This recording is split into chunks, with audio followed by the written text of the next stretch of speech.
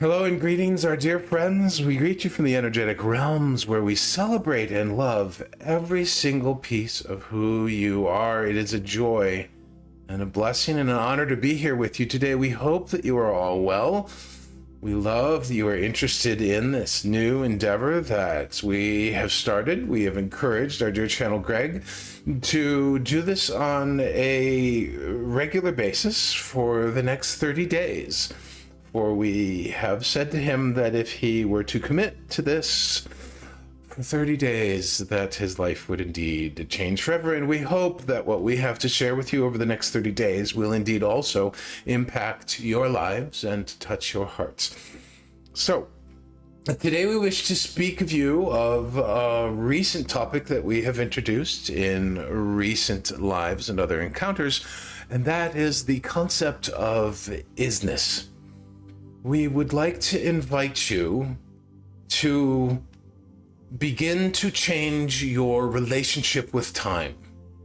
For time, past and future, technically, are simply but illusions. It does not mean that they are not real. Illusion means exactly what the word means. A reflection or illusory image. It is indeed real, but we do not want you to put much stock or faith in the past or the future. Now, part of what we mean by this is, let us say, for example, that you are an individual who has set the intention to heal ancestral trauma, for example, or think through and release beliefs that you picked up from your family, friends, culture, schooling, etc., from your youth or younger years. There is absolutely nothing wrong in a general sense with these kind of intentions. But as you do this, we invite you to begin to consider that the focus of the past is not exactly the best focus for you to be using.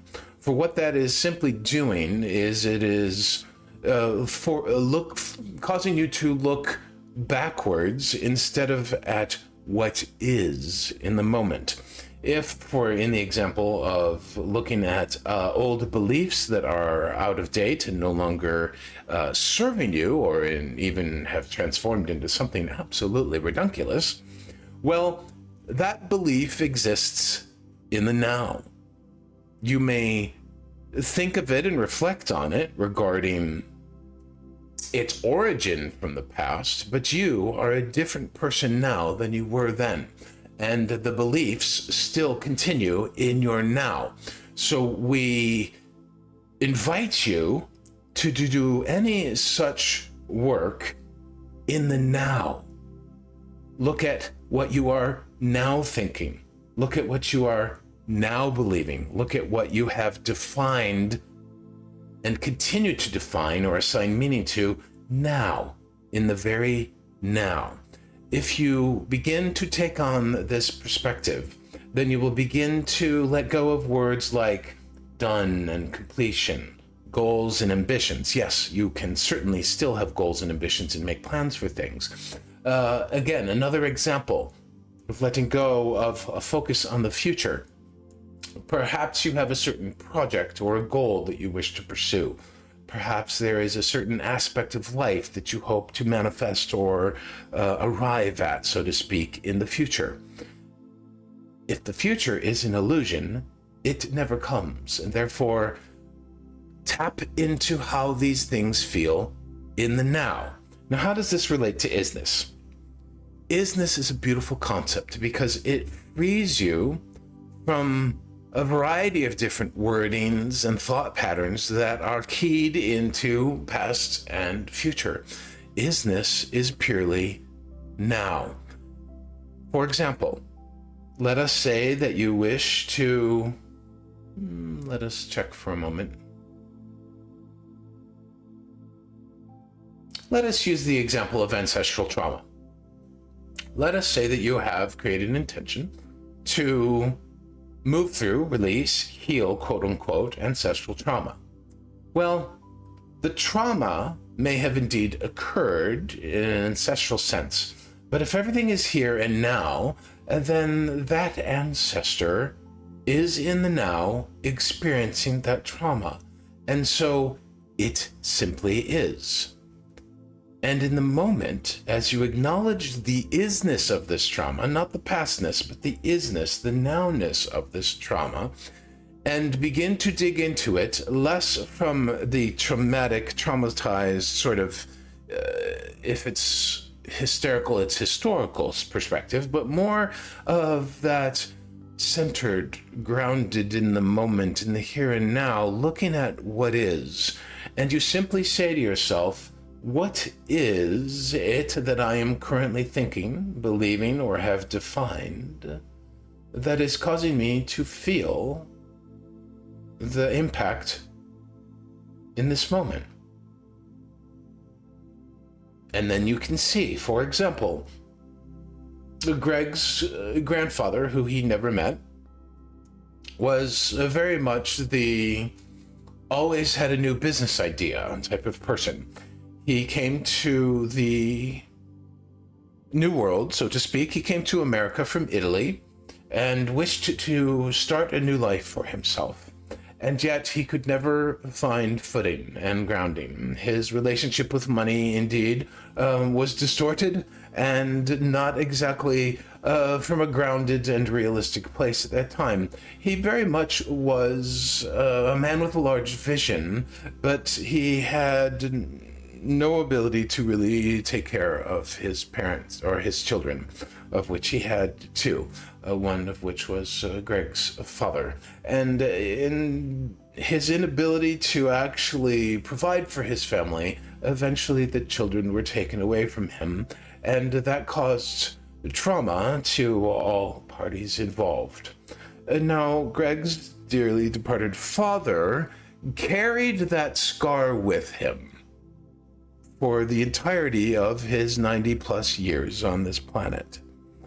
And he never looked at it from the perspective of what belief or thinking did he create within that scenario. Well, our dear friends, it's quite simple. He created a definition from this particular life experience that was, he was unworthy, and that feelings were inappropriate to have. And indeed, he carried that through his entire life, for he lived in the generation in which it was unknown, unfamiliar, and indeed, in certain ways, taboo to be investigating one's beliefs so profoundly. And yet, had he taken even just a moment in the current time and place that he was living in to investigate the beliefs that he still carried in the now, he would see what is, and he would simply be able to let it go. Now, let us give you an example of working on something in the future. For example, if you were engaged in a particular project, and whether it is for work or personal reasons, or perhaps it is part of your calling or mission on the planet, and you are doing visualizations to aid in the manifestation, etc., etc. Well, it is quite common to do a visualization and get attached to the details of what, quote unquote, you want to have coming.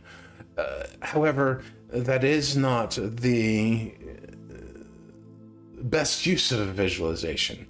The details really do not matter, but the is-ness, how something feels, what it means to you to have it. For example, most everything that we ever want to manifest is because of the way that we think it will make us feel when we get to that point, or when it finally arrives and becomes a physical manifestation in our lives. And yet that can set us up for waiting for the arrival of that person, place, or thing or occurrence in order to feel the feelings. And yet you can sit here in the moment while we are chatting and having coffee and other delicious beverages, and you can feel those feelings in the moment. That is the essential nature of the is-ness. You can feel into the existence of what it is you're wishing for. If you can make the connection on a feeling energetic level to the isness and existence of anything you are wanting, then you no longer need to think of it as done, completed, in progress, whatever. For in this very moment, energetically, it exists. It is. And as you tap into that isness, you begin to feel that that item, person, place, or thing is indeed in existence right in the here and now. You may not see or feel it physically, but if you feel it emotionally and energetically here in the moment, in its full isness, not requiring any actions, efforts, pushing, or striving on your part. But if you can tap into this isness, this pure, essential experience of its energetic existence, you then have the opportunity to relax. You have the opportunity to let go of thinking you need to do it all yourself and becoming overwhelmed or underwhelmed or disappointed or discouraged as the synchronicities shift and flow. Instead, you can become curious, an adventurous spirit, if you will. What will occur next? I can feel the isness of this. I feel its very existence. It is not wishful thinking. I am not wishing it into being. I just feel it in my heart. I can feel it emotionally and energetically. I feel the fulfillment that comes from just tapping into this beautiful, wonderful job or home or location, what have you. And so the more you focus on the isness of things, the existence of them energetically outside of time and space, you will slowly and gradually become less of a slave to time and space. It will indeed then become your servant, for as you piece together the moment by moment pieces of your day, you will begin to be able to take more joy and bring more curiosity and have more adventure. For the manifestation and unfoldings that you wish in the future, or the healings and the restorations and the resolutions from the past, no longer shift your focus out of the moment. Instead, they are simply here and now. You look at the isness of a belief or the isness of a wish or a desire, and you just begin to live from that place. We realize that this is a subtle esoteric concept, if you will, but we hope that this explanation at least wets your whistle enough to investigate what this feels like. And remember, my dear friends, this is always a task that should be done with a light heart, an open mind, and an open heart. This is something that you experience not in the mind, for the mind is stuck and glued to the 3D physical world, but within your very own heart space, for your heart has all the love, all the compassion, and all the wisdom that you need to partake in any particular spiritual exercise such as this.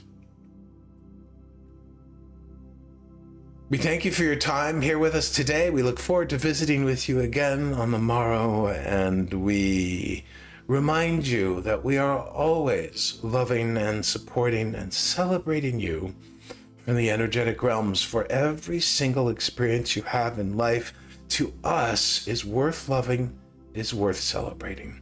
And so we bid you adieu for the day. We hope that you have a beautiful now by now experience today, and we will see you again soon.